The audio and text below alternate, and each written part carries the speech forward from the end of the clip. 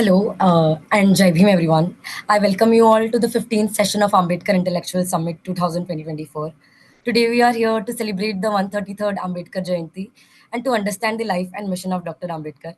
It is very important for us to engage in this intellectual summit to increase our understanding of Ambedkar's contribution to our society. Um, because when we understand Ambedkar's contribution to our society now, we understand how we have to go forward uh, in our society further. My name is Oshin, and I'm currently studying in Miranda House. I'm studying philosophy. I'm very glad to have the opportunity to host you all today. Today with us we have Dhananjay Wanjari as our guest speaker. He's going to talk with us on the topic Babasaheb Ambedkar and Kanshiram. Dhananjay Wanjari is a civil servant and the author of the book Inheritance, Hierarchy, Caste, Origins of Political Decay in India. He's an alumnus of Rashtrasan Tukadoji Maharaj, RTM, Nagpur University, IIT Delhi, and the Harris School of Public Policy at the University of Chicago. Apart from being a regular speaker at different public fora on the matters of socio-economic and political issues, the Constitution of India and public policy, the author has been a regular guest faculty of political science for the last 15 years at different graduate institutions, including Savitribai Phule, Pune University, and RTM Nagpur University. Welcome, sir. We are very delighted to have you here today. Now I invite you to start with the lecture. Thank you so much, Osin, if I have pronounced properly. And Jai Bhim to all the participants of this session. And I extend my heartiest wishes on the occasion of the birth anniversary of Dr. Babasaheb Ambedkar. And for this session, all the participants are there. And I would like to share now my PPT for the today's session. This session is basically particularly important in the context of the environment that we are witnessing today in India. The most important thing that I would like to talk about at the onset is the topic of this session, that is Babasaheb and Manyavar. It does not connote a kind of a comparison, or for that matter, a comparative study between these two socio-political giants of the 20th century. I do have a different perspective to see Babasaheb and Manyavar Kanshiram Sahab. And for that, I take this opportunity to explore as to how they have strengthened an alternative political discourse and actual real politics in India. A politics that is liberating in nature, that is emancipating in nature, and humanist in its purpose. So let me share my screen over here.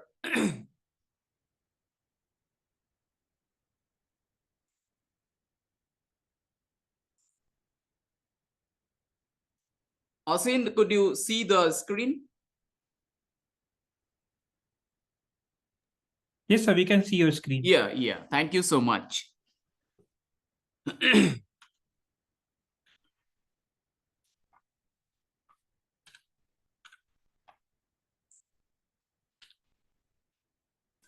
So when it comes to the discourse about Babasaheb and Manyavar, Kanshiram Sahab, we have to understand that the literature and the scholarship that we are witnessing today is not that much forthcoming when it comes to the literature of Babasaheb, their activism, and particularly that of Manyavar Kanshiram Sahab.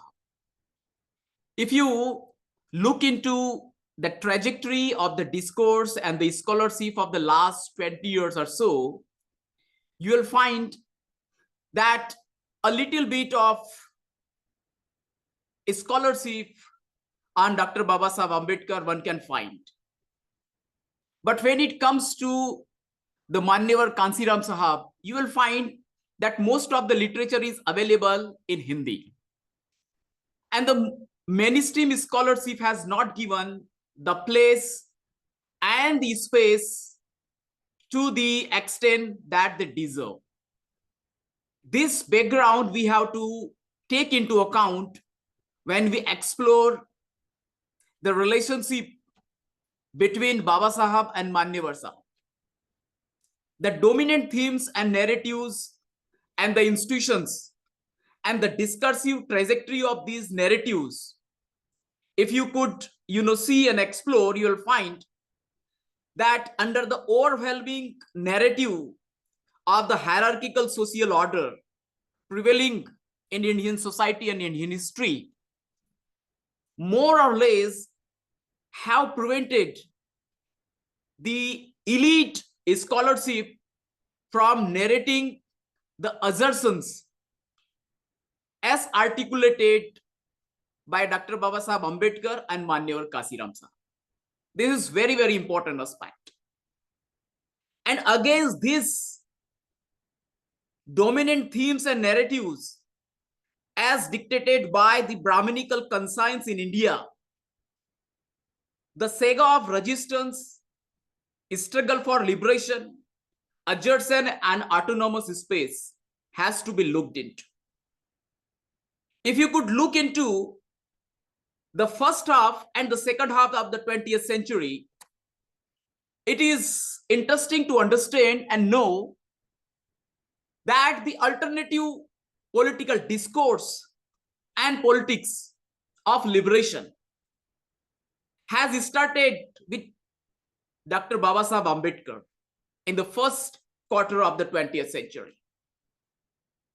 And when we come to the end of the 20th century, we find that there is this person coming from Punjab who has tried to reinvigorate that politics of liberation again.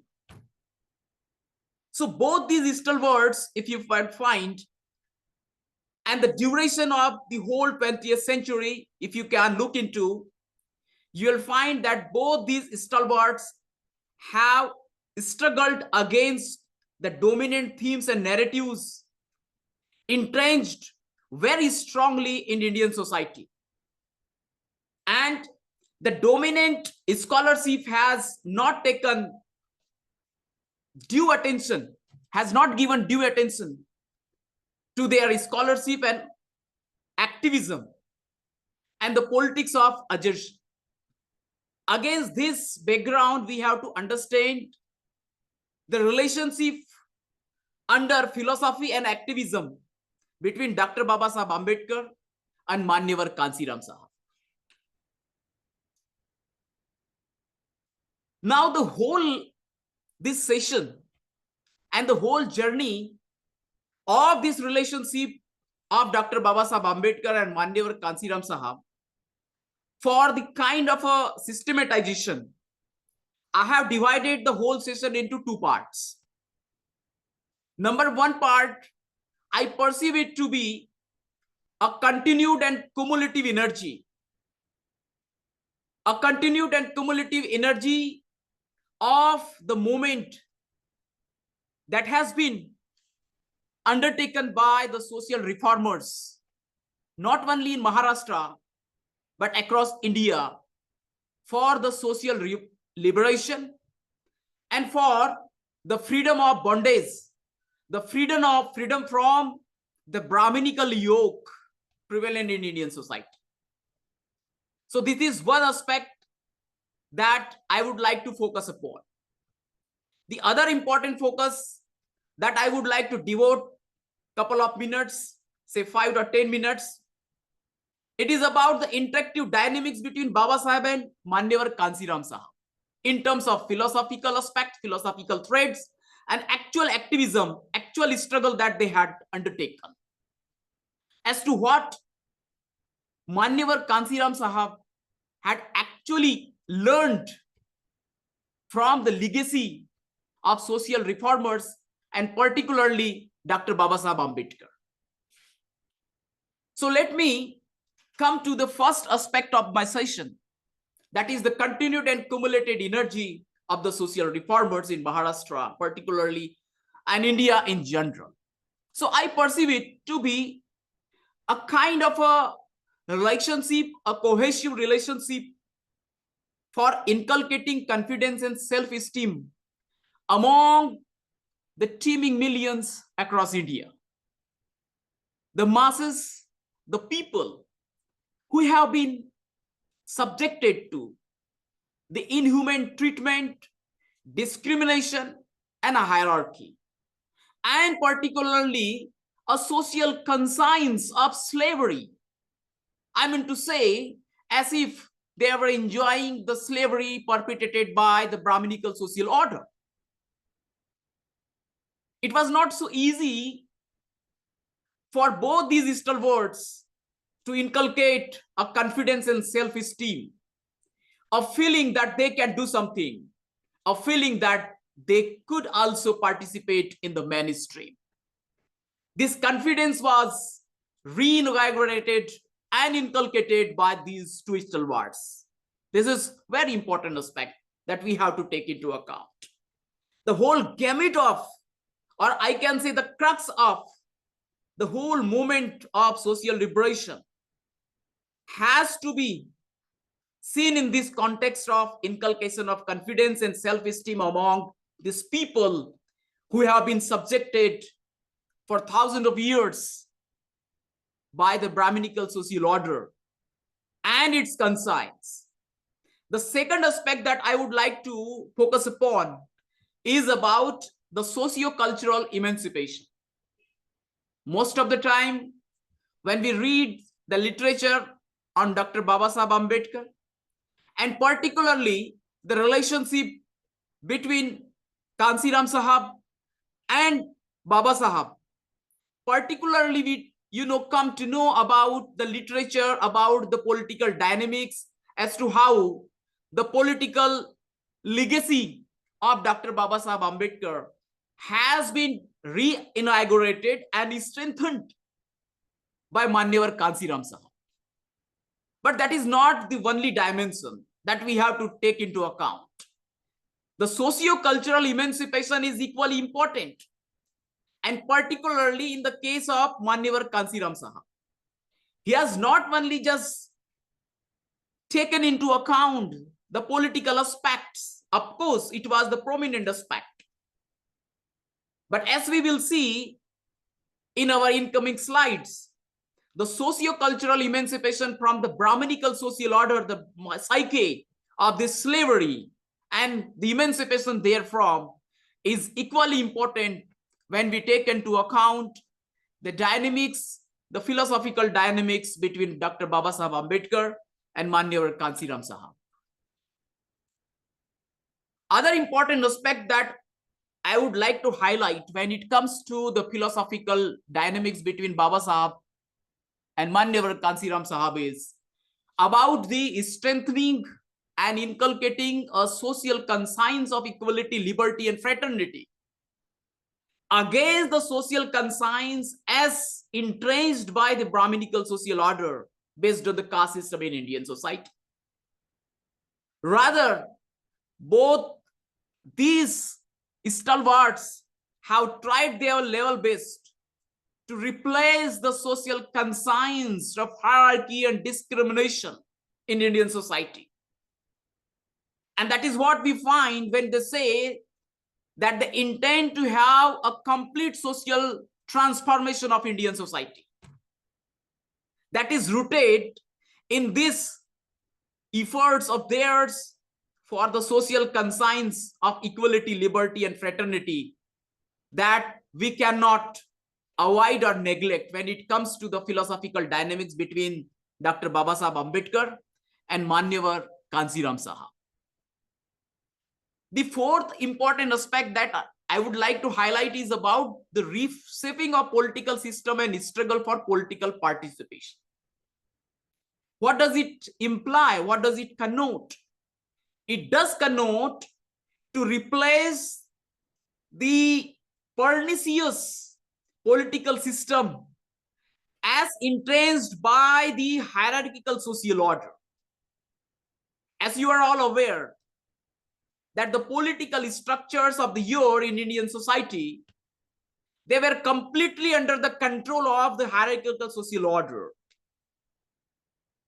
They were rather cultured like that only. It is the hierarchical social order we use to dictate the political structures of the time, whether it's the kingdoms, whether it's the lords, whether it are princes, or for that matter, any other political authority of the time.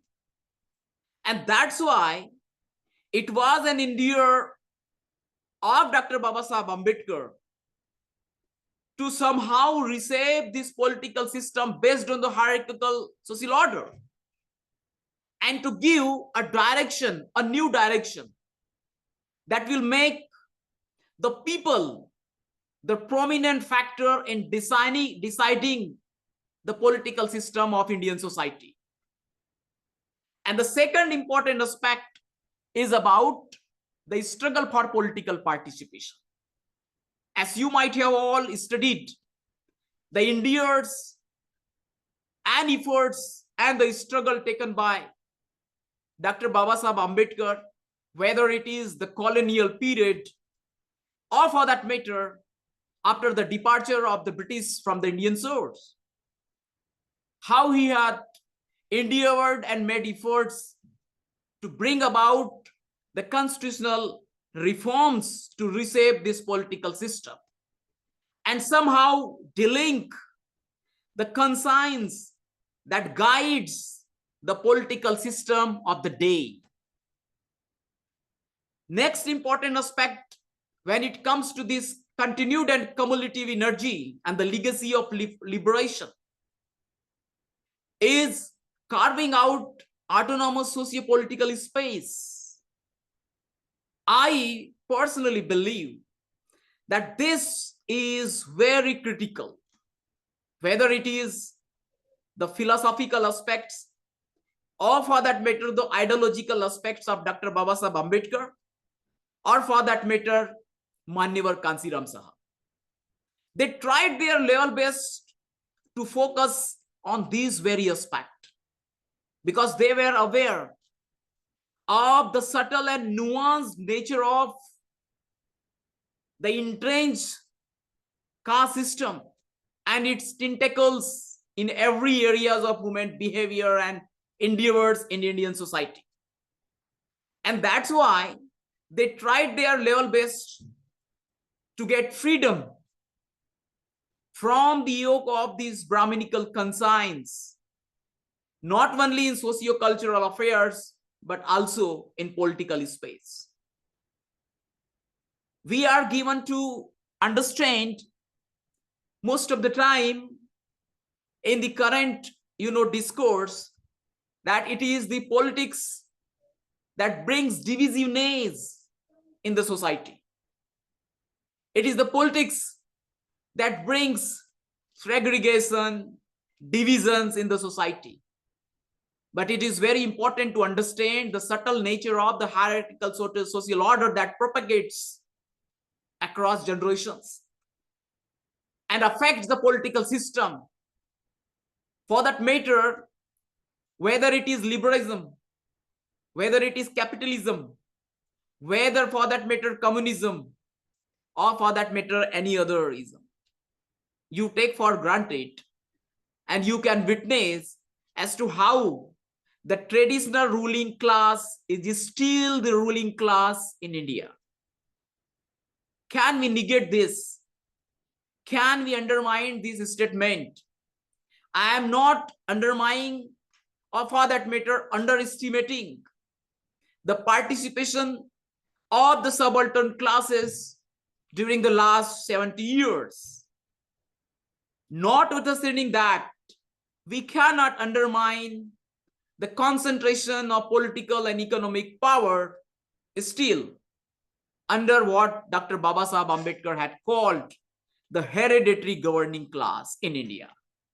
That is why we have to understand the kind of efforts that Dr. Babasaheb Ambedkar had taken and later on also Manyavar Kanshiram Sahab had taken to carve out an autonomous socio-political space free from the influence of socio-cultural as well as the political system controlled by the dominant classes in India.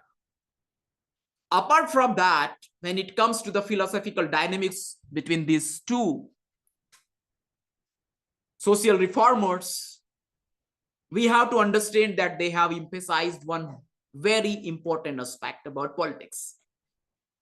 Even though both these stalwarts have emphasized the importance of political power and politics, because they were quite pragmatic in their approach when it comes to politics and social reforms in Indian society. And their pragmatism rather was based on realistic assessment of Indian society. I will rather say that their pragmatism is stemmed from their realist assessment of Indian society. And that's why they made their followers and the subaltern classes very much, cautious. They tried their level best to make the subaltern classes, or for that matter, the traditionally governed classes, whether they are depressed classes, backward classes, the minorities, or for that matter, the Bahujan Samaj, that be aware that power and politics are means for reclaiming human dignity.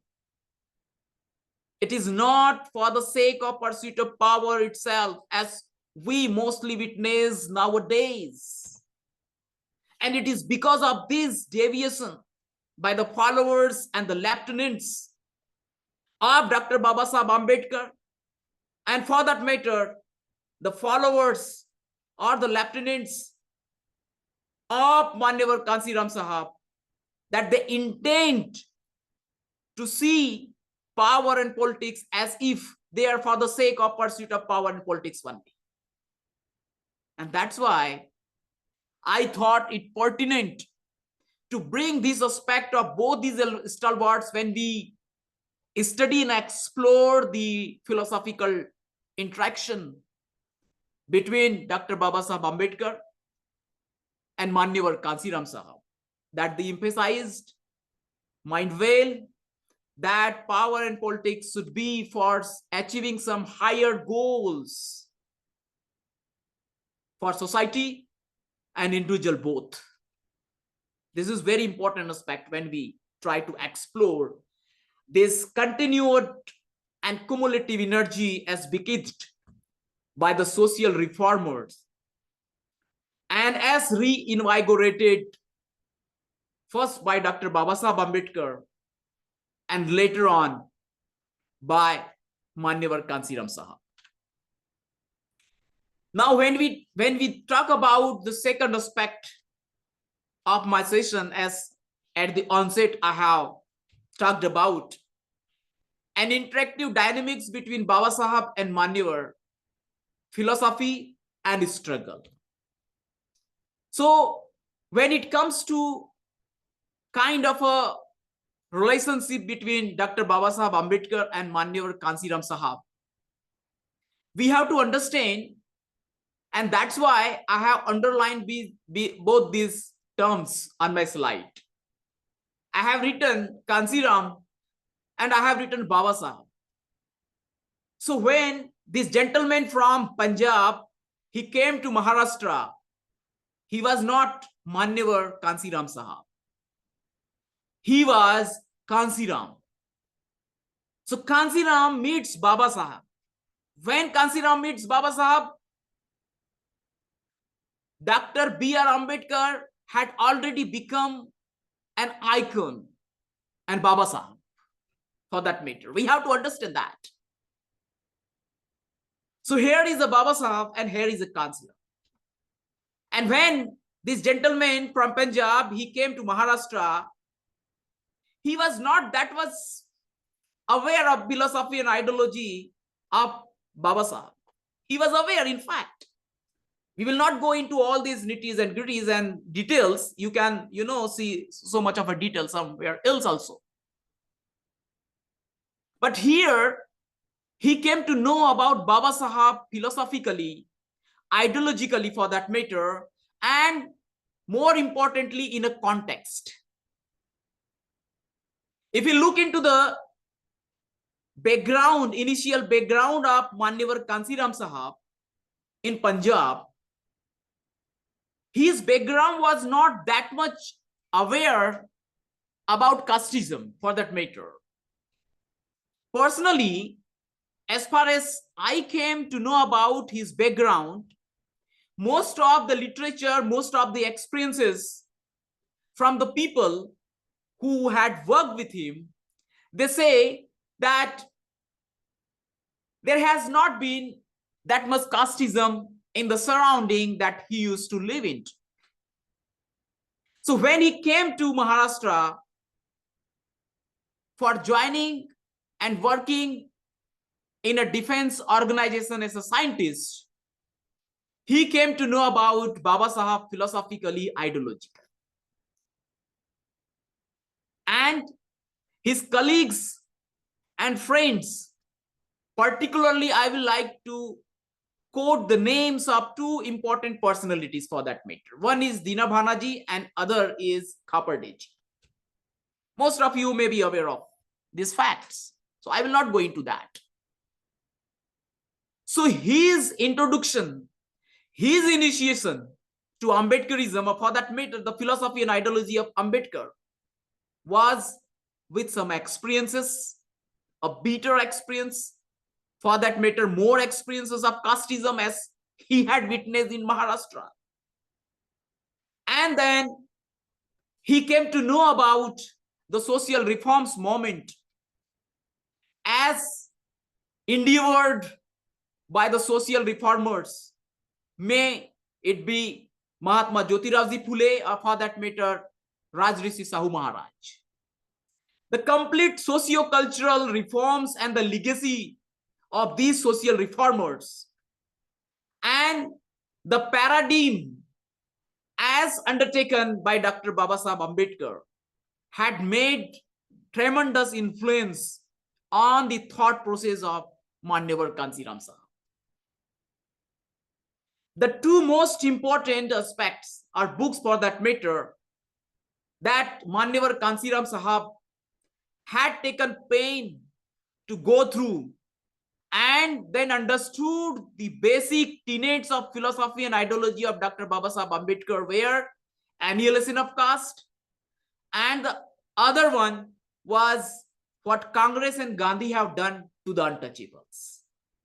These two important books written by Dr. Babasaheb Ambedkar had made tremendous influence on the thought process of Manyavar Kanshiram Sahab. And then he tried to correlate the existing prevailing experiences and the prevailing social system. On the one hand, the historical trajectory of the social reforms in Maharashtra particular, and third important aspect about the philosophy and ideology of Dr. Babasaheb Ambedkar and the kind of narrative that Dr. Babasaheb Ambedkar had given to explore and understand the Indian society better, and the vision that Dr. Babasaheb Ambedkar had given for Indian society. These three particularly important aspects had made tremendous influence on the personal life and the thought process of Manyavar Kanshiram Sahab. So here is the context of the making of the philosophy and ideology of Manyavar Kanshiram Sahab. That the kind of interactive dynamics between Dr. Babasaheb Ambedkar and Manyavar Kanshiram Sahab that we have to understand. The other aspect that we have to understand is about the Babasaheb socio-political vision that Manyavar Kanshiram Sahab had come to know about by virtue of the narration as told by his colleagues and friends at Pune in Maharashtra, and the treatises that he had gone through. It is said, and most of the time when you read the literature, particularly in Hindi, on Manyavar Kanshiram Sahab, most of the time you will come to know that Manyavar Kanshiram Sahab, when he was handed over this book, Annihilation of Caste, he had gone through that book, that is Annihilation of Caste, thrice. Even I have come to, know in certain books that Manyavar Kanshiram Sahab had gone through that books 5 or 6 times even. And through these treatises, Manyavar Kanshiram Sahab had come to know about the socio-political vision as given by Dr. Babasaheb Ambedkar. So his experiences in Maharashtra and the socio-political vision given by Dr. Babasaheb Ambedkar, these were quite radical and revolutionary for this gentleman from Punjab. And this is how Kanshiram Sahab had learned from Babasaheb, and then he thought of his responsibility and his duty to strengthen the movement of socio-political liberation in Indian society. The most important aspect that Manyavar Kanshiram Sahab had come to understand is from his bitter experiences, as he had come to know about the lieutenants and followers in Maharashtra of Dr. Babasaheb Ambedkar. And that's why he understood the most important aspect about the political activism of Dr. Babasaheb Ambedkar is about retaining and maintaining the autonomy of political movement. Because he had witnessed in Maharashtra that the lieutenants of Dr. Babasaheb Ambedkar and their different fragmented political outfits were on the one hand, getting co-opted, or for that matter, on the other hand, hobnobbing with the dominant political outfits controlled by the upper caste elites. And both these aspects were undermining the autonomy of political activism, or for that matter, the politics of liberation as envisaged by Dr. Babasaheb Ambedkar. And that's why the most important aspect that came to the mind of Manyavar Kanshiram Sahab was about the independence and autonomy of politics as envisaged by Dr. Babasaheb Ambedkar. His experiences, bitter experiences, whether it is the social discrimination as he had witnessed, or for that matter, the politics as undertaken by the lieutenants of Dr. Babasaheb Ambedkar, brought a kind of a disillusion in Manyavar Kanshiram Sahab. And then he thought that it is better to part ways with those who were not in a position to introspect and realize the imperatives of keeping the independence of socio-political activism as bequeathed by Dr. Babasaheb Ambedkar. And that's why that is Manyavar Kanshiram Sahab, had started his own socio-political journey. And he thought of how to revive the Ambedkarism in India. So he thought of the educated class to be the intellectual class and the leading class for this movement to revive Ambedkarism in India.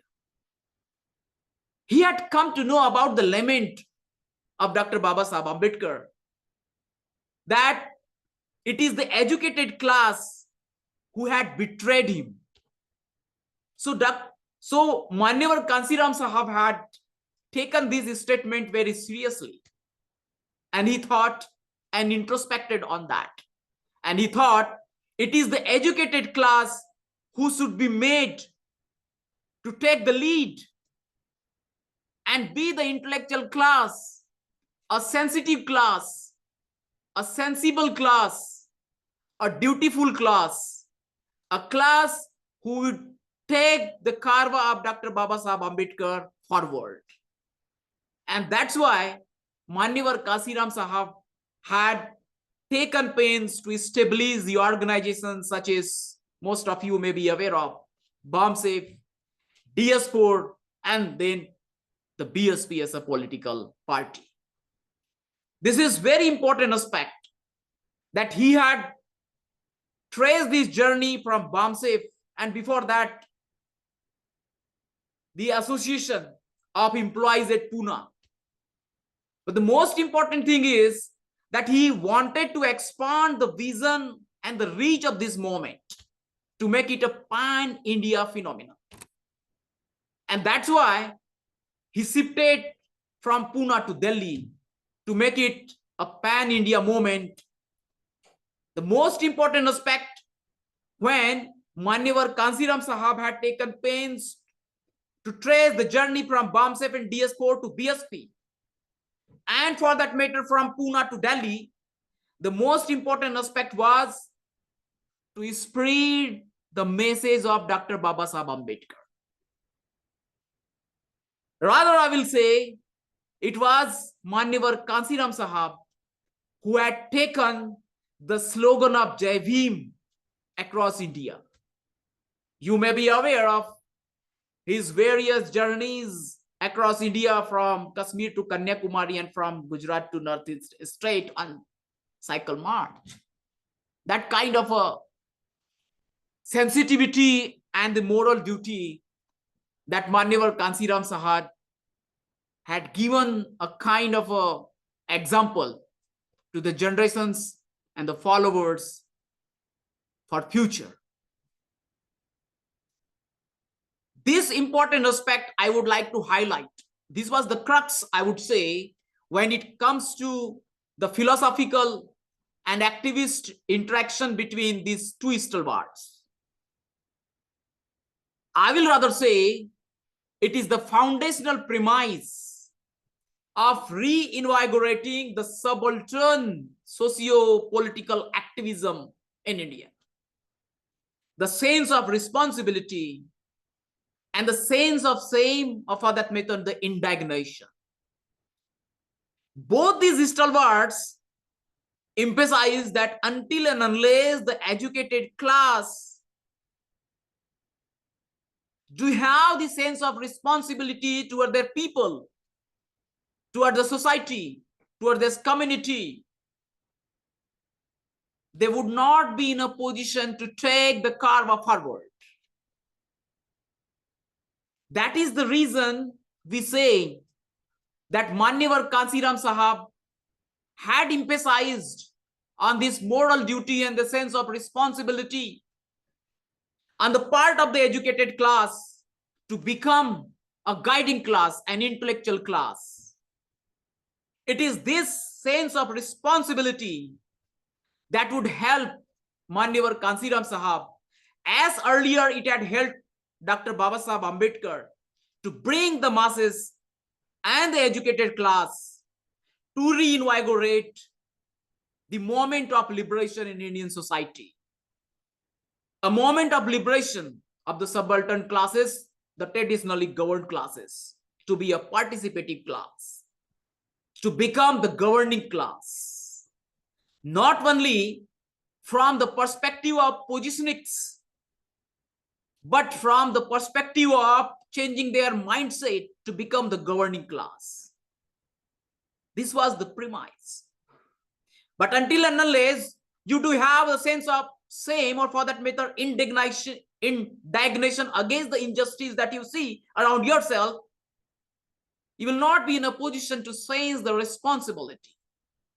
And that's why both these stalwarts has emphasized for strengthening the organizational premises and expanding their ideological dimensions among the masses and in educated classes, both the sense of responsibility and sense of saying.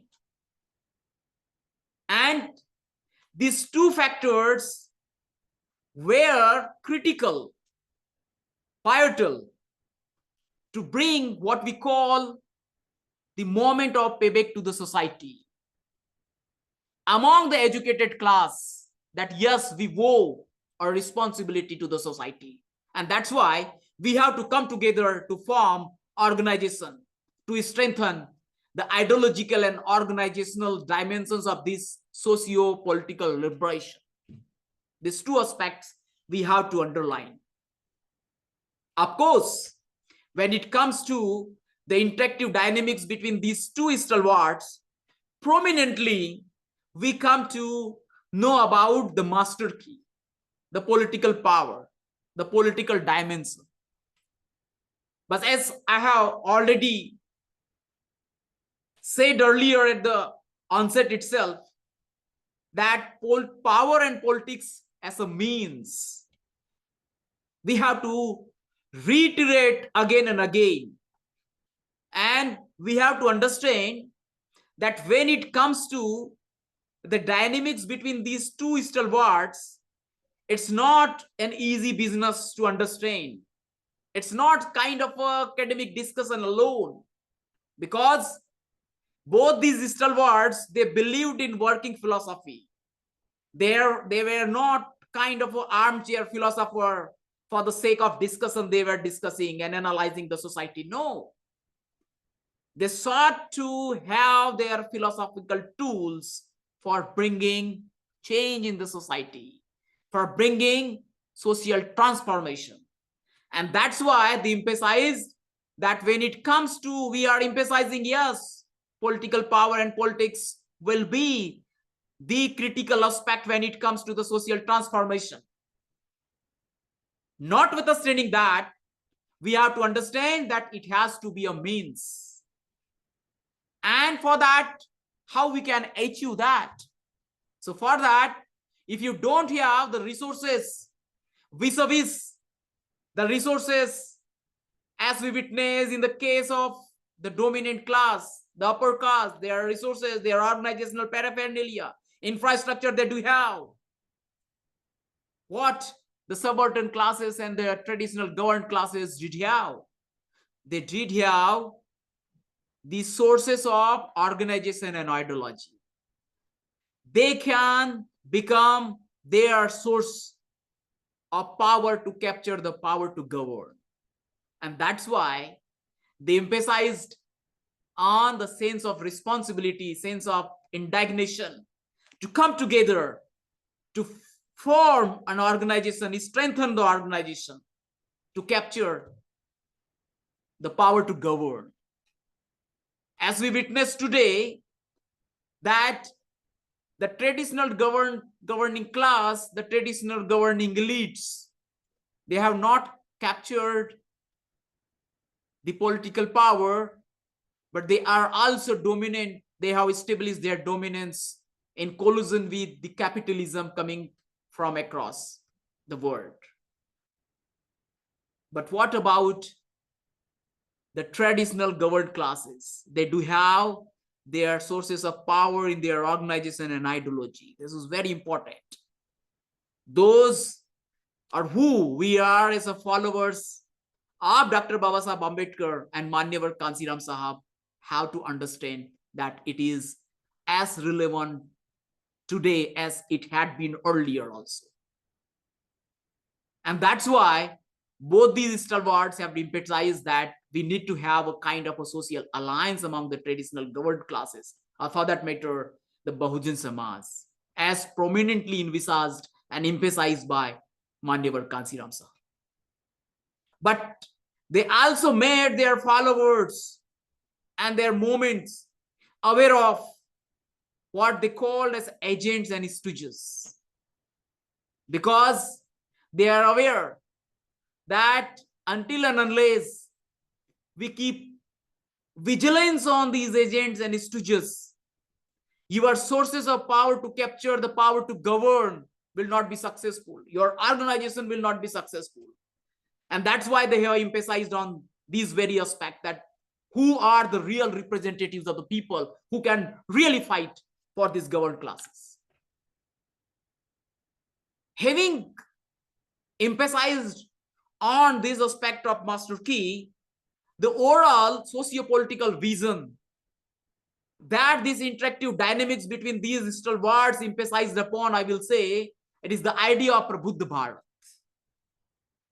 The idea of fraternity, equality, and liberty and justice. The idea of social freedom. The idea of free social order.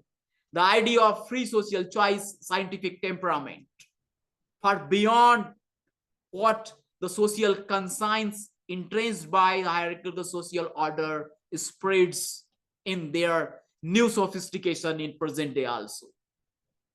The dream of India is envisaged and realized by Ashoka the Great. We have to understand that even the state religion at the time of Ashoka the Great was Buddhism. But liberalism and liberal aspect or liberal dimension was very particularly prevalent at that time also. I will not go into all that. Just I am touching upon these aspects. But I would also like to touch upon this common denominator as underlined by these two stalwarts of 20th century of India. The vision of racial, legal, constitutional infrastructure of the state and the political system. But that has to be guided by the morality. Until and unless you do have this regional legal infrastructure of the state and the political system to bring social transformation, it will not be feasible. Rather, it will not be possible without the dimension of morality. And that's why both of them emphasized on this very aspect.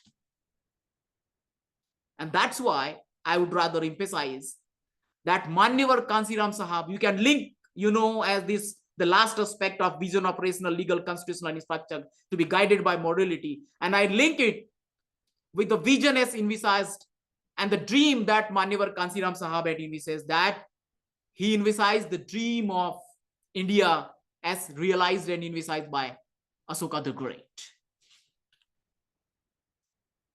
The important aspect, as the time does not permit me to go further, I would like to stick to this very important aspect that we have to understand, and particularly by the followers of Dr. Babasaheb Ambedkar and Manyavar Kanshiram Sahab, as to what moral responsibility do we owe to the society and to the vision of these two great stalwarts. Relentless and aimless pursuit of politics is not the vision as envisaged by both these stalwarts. We have to understand. Relentless pursuit of politics only, politics and power for the sake of politics, will land you nowhere, and not the society itself. And even the people for whom you are purportedly trying to convey that you are working for. And not only that, it will not lead you anywhere to the revision as underscored by these two stalwarts. You do have to aim, purpose, a humanist purpose for that matter, because you owe the responsibility.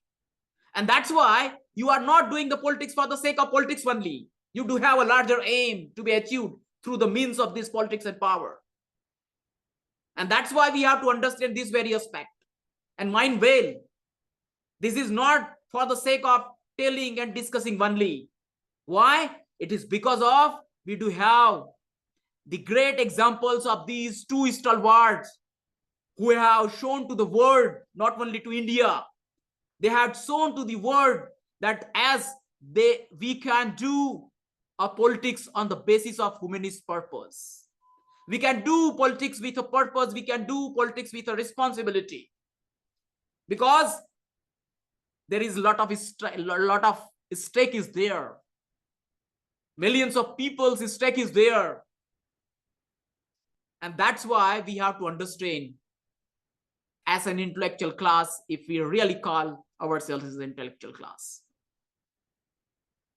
we have to understand that's why the imperative of socio-ideological movement and its agenda. That should be the bigger picture that we have to understand.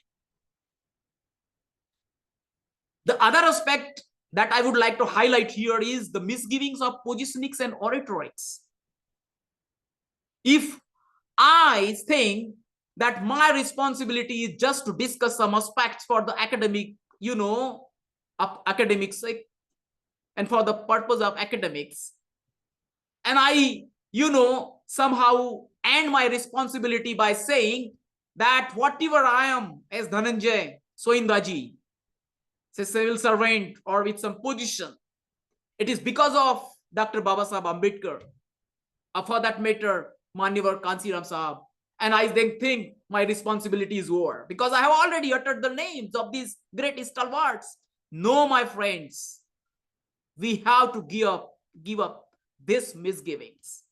We have to go beyond that as to what kind of endeavors we have added to the socio-political moment as realized and strengthened by these two stalwarts of 20th century. We cannot just, take enjoyment or satisfaction in saying that it is because of Dr. Babasaheb Ambedkar that I am here and there.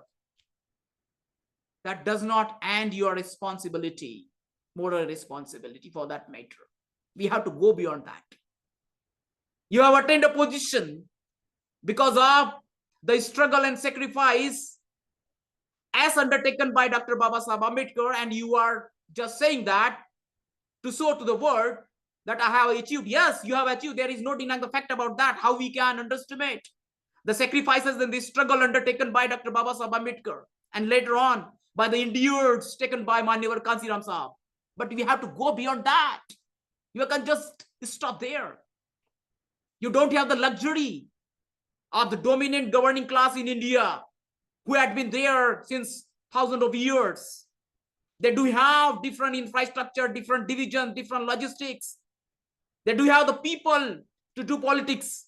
And that's why their academics can take the luxury of just, thinking and analyzing the society. We as followers cannot take that luxury. We have to mend our ways also. This is a very important aspect. Number 3 that I would like to emphasize is no place for ideological anarchy. I personally believe, maybe there may be different of opinions, but this is my humble opinion, that there is no kind of an objective academics.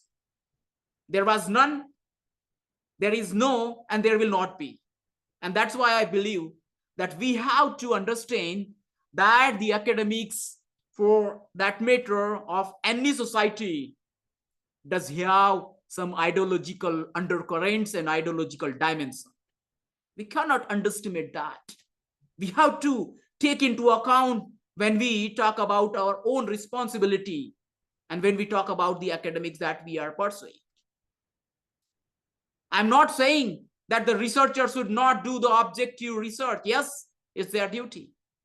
But those who are trying to reinvigorate and strengthen the moment, socio-political movement of Dr. Babasaheb Ambedkar and Manyavar Kanshiram Sahab, they have to understand that they have to go beyond the academics alone. And you cannot just, be in some ideological anarchy. Okay, I am fine here, I'm fine there. You have to take a stand. And the stand, for taking the stand, you have to take note of what Dr. Babasaheb Ambedkar actually written and told.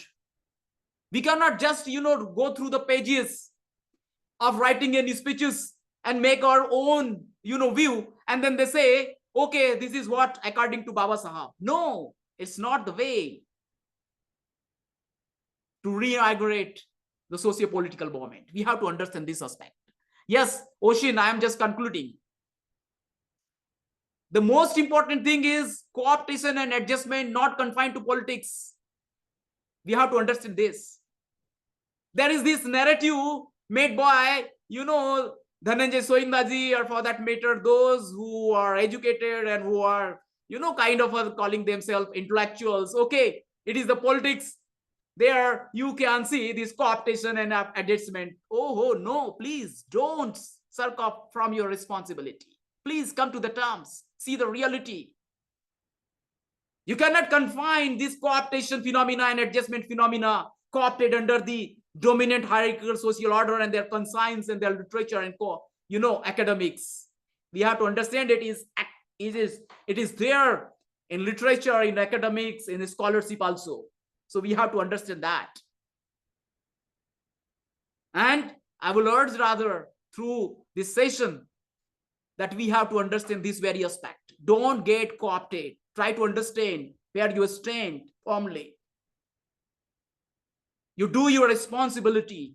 If you really say that it is because of Dr. Babasaheb Ambedkar that I have achieved this much, why don't you feel your moral responsibility to go beyond this academics and to do the things that Dr. Babasaheb Ambedkar and Manyavar Kanshiram Sahab had endured to achieve? And that's why I will emphasize that discipline and organization is the key for reorganizing their movement. This is as relevant today as it had been earlier. Maybe during Babasaheb's period, or for that matter, Manyavar Kanshiram Sahab's period. Many times we find that we as an intellectual class, when we go to the people, and you might have experienced also this, you might have witnessed this. When you go, a person who calls himself intellectual, who calls as if he belongs to an intellectual class, educated class, and you ask him, okay, you come to give a lecture somewhere, he will readily, come.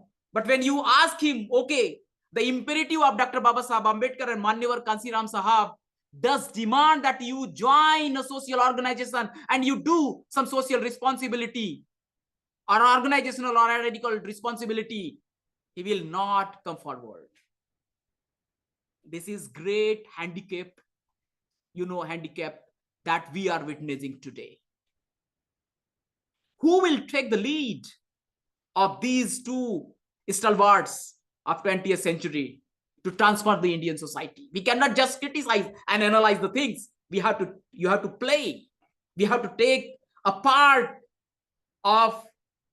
in the match that is going on. We cannot be just sitting in the stadium and just, analyzing the things. No, we have to be there. It is equally important to recognize this aspect. I will emphasize when it comes to the interactive dynamics between Dr. Babasaheb Ambedkar and Manyavar Kanshiram Sahab. This is the message through this session that I would like to give to you. This is something that I would like to end my session with. My incoming endeavor, my humble endeavor, and Dr. Babasaheb Ambedkar, and that is possibly, hopefully, will be followed by my another humble endeavor after this humanizing power, the Bahujan paradigm, political philosophy of Manyavar Kanshiram, and the imperatives of Bahujan movement. With this, I rest with this small message to all of you. Thank you so much. Thanks. This session was great, and all the best for your coming book. I would like to summarize what Dhananjay Wanjari just spoke about. He started with how Kanshiram reinstigated the politics of liberation in Indian society as started by Ambedkar, and how he wanted to take the vision of Ambedkar and wanted to spread it across India, how he traveled across India to spread the message of Ambedkar. Um, this is how he emphasized on how dominant scholarship has always been ignorant of Kanshiram and Ambedkar, and he also emphasized on the very important relationship between Kanshiram and Ambedkar, as both of them as both of them realized the importance of having an autonomous socio-political space. Both of them believed that power in politics. Said that power in politics is the master key for us, but how politics and power is still a means of gaining human dignity, and it is a means to reaching a higher goal, and it is not the ultimate goal. This is very important for us to realize. Um, Again, Kanshiram was influenced by Ambedkar's vision of social liberation. Uh, he, when he encountered casteism in his office, and he read Ambedkar's book Annihilation of Caste, um, he then he then he yeah, he realized the vision of social political liberation that Ambedkar envisioned.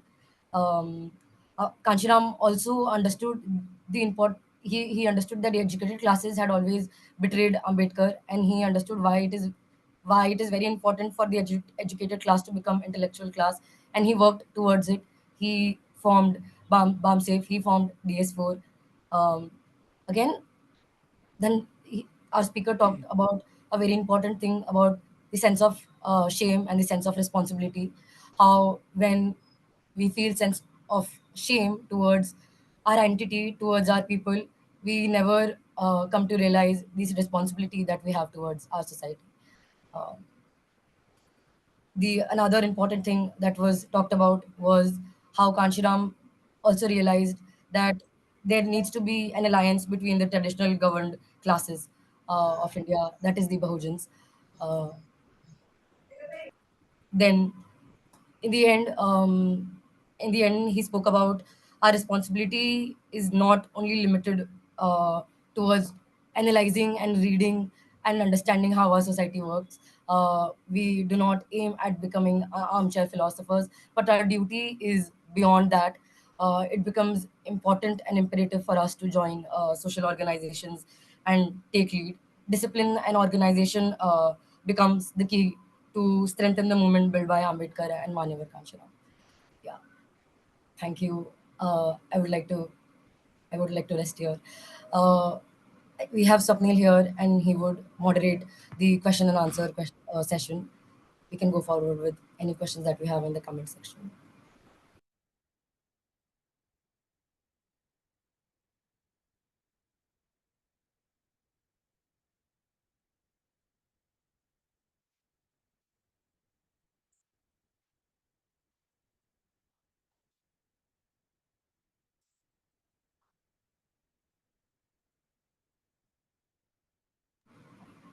I will read the first question that I see in the comment box. It says, "Sir, please throw a light on the causes of failure of the political movement in general and social in particular after the Manyavar Sahab leading to the disruption of entire movement." So I think I have already elaborated on this aspect in my slide also. See, we have to understand that Indian society is not a society that we generally envisage when we study politics and society as coming from some Western world. We have to understand we are living in Indian society. And we have to understand that as Dr. Babasaheb Ambedkar had discussed in his treatise Revolution and Counter-Revolution in Ancient India, our spirit is not, something beyond or apart from that historical trajectory. We have to understand that. And that's why we have to understand that those who think, who are the followers of Dr. Babasaheb Ambedkar, or for that matter, Manyavar Kanshiram Sahab, they have to understand that there is a critical importance of sense of responsibility. It is here we can strengthen ourselves. Generally, what we saw is that whatever happens in politics is all about, the moment. No, it is something, a structure. Foundation is quite different. You don't have the resources as we can find in the case of the traditional governing class. We have to understand we do have a different nature of sources of power. And that sources of nature of power has not significantly changed as of today, even though those coming from the depressed classes, they have achieved, to a significant extent. Yes, we can say these people, they have, crosses the sea, they have gone somewhere here and there also. They have achieved something, they have become, reasonably economically or financially independent. No denying the fact about that. But what will bring you together to reinvigorate this moment? It is because a sense of responsibility to organize yourself. That is your real, source of power. That is what Dr. Babasaheb Ambedkar and later on Manyavar Kanshiram Sahab had hinted at. And meanwhile, this is not something that goes for the benefit and emancipation of these depressed classes. It also goes into the social transformation of Indian society itself, and to achieve what I will say the democratic destiny of Indian society. So we have to underline this aspect. There is nothing any other, aspect that we can look for. I remember, rather I will recollect, a doha, maybe from Kabir. कस्तूरी कुंडल बसे मृग ढूंढे बन माही, ऐसे घटी घटी राम है दुनिया देखे नहीं. You have to introspect and you have to think as to what that source is. I think here lies the answer. I cannot be any more clear than this.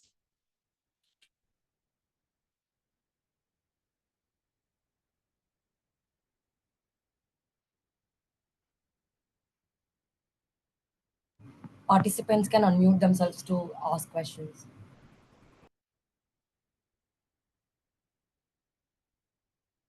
Professor Dhananjay, Babasaheb Ambedkar, while writing Ranade, Gandhi and Jinnah, has clearly said that politicians who hanker after power cannot be great people. And he has discussed while writing that book from the time of, I think, earlier philosophers to the Carlyle, who was 20th century philosopher. Now, when we want to put all our eggs in the basket of politics, and because power is a very, very dicey affair, and the definition of power itself says that the various elements whose interest may be mutually contradictory, but when they see that they can come together and have some power, so that union for some time may be all right, but after that time, after a short time, when that contract is broken, the conflict and the, I think, disintegration which it brings can cost lasting damage, not only on the social aspect, but also on the psychological and mental aspect of all those who are involved in that those struggles. So how do you address that kind of situation? My question is whether a power which is not coming from sound social base would be a lasting power in a democratic setup, because in democratic setup, unless you hold power for a long time, you cannot bring lasting changes in society. So this is my question, that a power without accountability to the strong social base, and that social base is a prerequisite for building that kind of power structure. And even Manyavar Kanshiram ji has said that though I made a Bahujan Samaj Party, but unfortunately I was not able to bring together Bahujan Samaj. What are your comment on this? How do So you this look is, this? this is a great, aspect, sir, that you have raised over here. And more or less I have touched during my session also this aspect. I would like to say, see, you cannot just, always blame those elements coming from the traditional, ruling class always. It is not. It is, somehow human nature. And that's why Dr. Babasaheb Ambedkar and later on Manyavar Kanshiram Sahab also had emphasized that, while addressing his own followers, that see, this is power that we are trying to seek, for the social transformation. But that does not mean that you will be, somebody who will not be maybe polluted or corrupted by, the tendencies that are there in human nature. And that's why he signaled very well. And that's the reason he emphasized on the, one aspect. He has gone to this rational legal, aspect. On the other hand, he has brought this aspect of morality. And that's why he had tried his level best to bring what, we call as dhamma in terms of morality.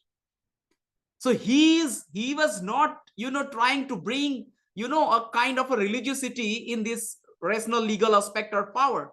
He is trying to bring a philosophy that will train the human mind to make this, politics and power in terms of process, and not something which is, for the sake of pursuit we are pursuing that. This very aspect Dr. Babasaheb Ambedkar had emphasized. This is one aspect. This great lesson that the followers and lieutenants of Dr. Babasaheb Ambedkar, if they are not following that, we are not foreseeing any change for that matter. They have to understand this aspect. And as you have rightly pointed out, until and unless you do have the significant, social ideological base with you, you cannot sustain that power with you. And until and unless you have the sense of responsibility to utilize that power and politics for the cause of social transformation, you will definitely, face these challenges. And there are chances that you will not be in a position to realize the vision that was envisaged by Dr. Babasaheb Ambedkar and later on by Manyavar Kanshiram Sahab. This is what I would like to underline here.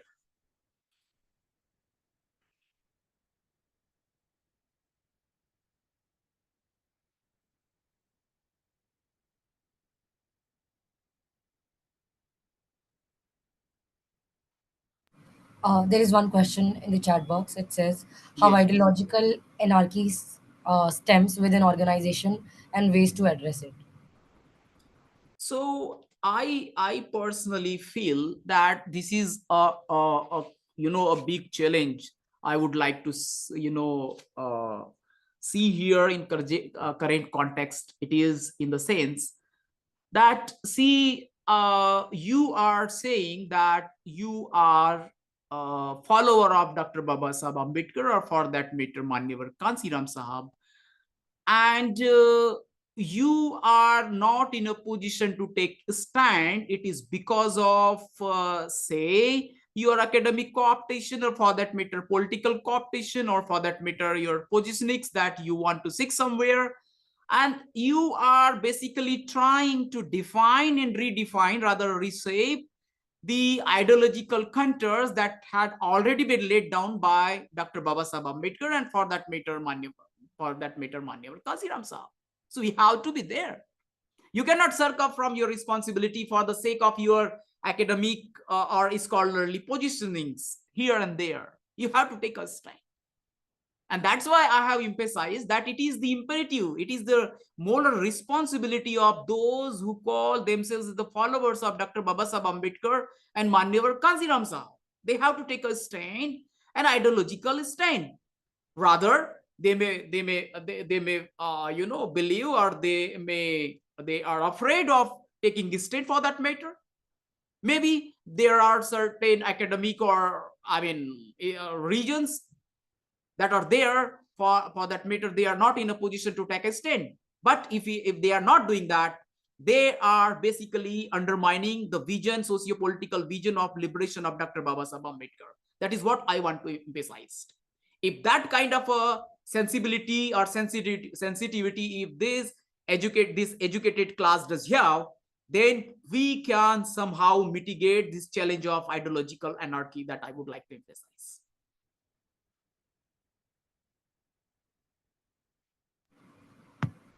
There is another question. The question is by Sandeep Mohan. What made both of them so fearless? The political conditions in both their times were worse than today's. Still, both were fearless. What was that made Phule, Shahu, Ambedkar, and Kanshiram fearless and strive for the society's welfare to establish Samanta? This is really a challenging question, and but at the same time it is very important question that we can learn something from these great stalwarts from their personal life. See, after all, as Dr. Babasaheb Ambedkar had somewhere written and mentioned that you do have a brief life, and there are so many things that you want to do, you want to pursue, but you cannot. And that's why you have to make your choices at every step. And for that matter, you have to make your goal clear as to what exactly, for what you want to utilize and use your life for. That makes them strong in their conviction, in their ideology, in their pursuit, in their quest. We have to understand that. If you are utilizing for a particular purpose, you will find that you are doing something because you are sensing your purpose there. Number two that I would like to say is their conviction in their choices. Because at every step, when you envisage a socio-political movement, then you have to make choices. They have made their choices clear, right from their personal choices to ideological choices. Let what may come, let what may be there. They have made their choices because their convictions and their faith in their endures. And the most important thing, the original piousness in their target and purpose that made them strong. And that's the reason I feel that they could achieve and they could give such a larger vision for Indian society.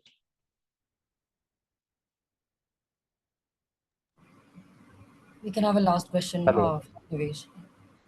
Hello. Tabim sir. Sir, as you also introduced about you as a professor come civil servant in government of India. It's a totally fascinating and motivating me. Apart from that is how you elaborate sense of responsibility. Interlink big go beyond academics alone. It's also fascinating. Now, um, the question is my what are the imperative of social ideological movement and agenda in today's relevance and how to achieve that.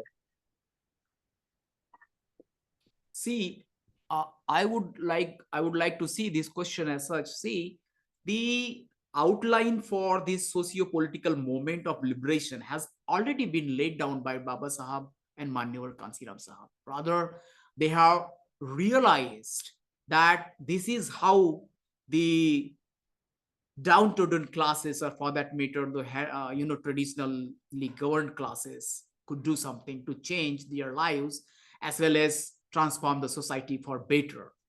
They had already. Now, what happens is that we try to redefine and reshape their ideological paths according to our own convenience sometimes. So that creates, problems, not only for that person, but also for the movement. This is number one. Number two, you cannot, just, by, kind of riding on the bandwagon of scholarship and intellectual discourse, you can achieve, what the Dr. Babasaheb Ambedkar and Manyavar Kanshiram Sahab had achieved. You cannot. You can become prominent in your endures. You can become prominent, position. You can have your excellence in academic scholarship. Yes, of course. But the imperative is quite different here. It's an imperative of struggle. It's an imperative of ideological conviction. It's an imperative of organizational strengthening. How you will achieve that? You cannot just, come on the social media and you just, give a discourse and then you think that you have, you are done. You are done your responsibility. No, it's not like that. The imperatives have already been laid down, and there are set examples by these two stalwarts. We have to see, we have to understand, and more importantly, we have to introspect as to where we are going, what is our contribution. Could you just envisage a situation where every family who follows the ideology and philosophy of Dr. Babasaheb Ambedkar, could you just envisage a kind of a scenario where every family could give at least 1 or 2 members to the organizational and ideological, paraphernalia? And then could you imagine that kind of a scenario? What kind of a scenario you can envisage by virtue of that kind of a contribution? Here lies, I think, the real aspect. Here lies the real aspect.